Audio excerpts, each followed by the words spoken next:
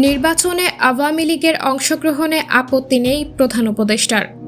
অন্তর্বর্তী সরকারের প্রধান উপদেষ্টা ডক্টর মোহাম্মদ ইউনূস একথা বলেছেন।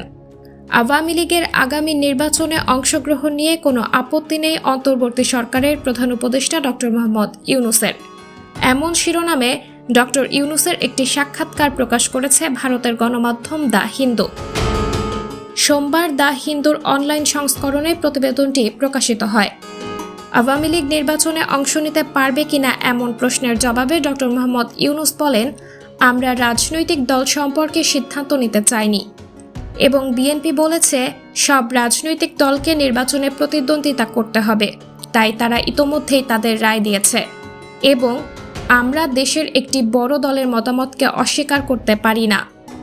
আওয়ামী লীগের প্রতিদ্বন্দ্বিতা করতে কোনো আপত্তি আছে কিনা এমন প্রশ্নের জবাবে প্রধান উপদেষ্টা বলেন, আমি রাজনীতিবিদ নই যে একটি দল বা অন্য দল বেছে নেব। আমি রাজনীতিবিদদের ইচ্ছা পূরণ করছি। আমি নিজেকে কখনো রাজনীতিবিদ হিসেবে দেখি না বলেও মন্তব্য করেছেন তিনি। সাক্ষাৎকারে ভারতের সঙ্গে সম্পর্ক, দৃষ্টিভঙ্গি ও ভবিষ্যৎ সংস্কার পরিকল্পনা নিয়ে বিস্তারিত জানান ডক্টর মোহাম্মদ ইউনূস।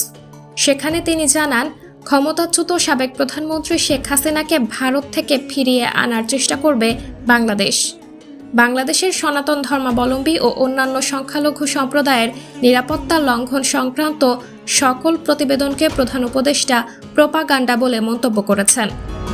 ভারতীয় এ ধরনের প্রতিবেদন ও ডোনাল্ড ট্রাম্পের পক্ষ থেকে বাংলাদেশের প্রতি সমালোচনার জবাবে প্রধান উপদেষ্টা একথা বলেন।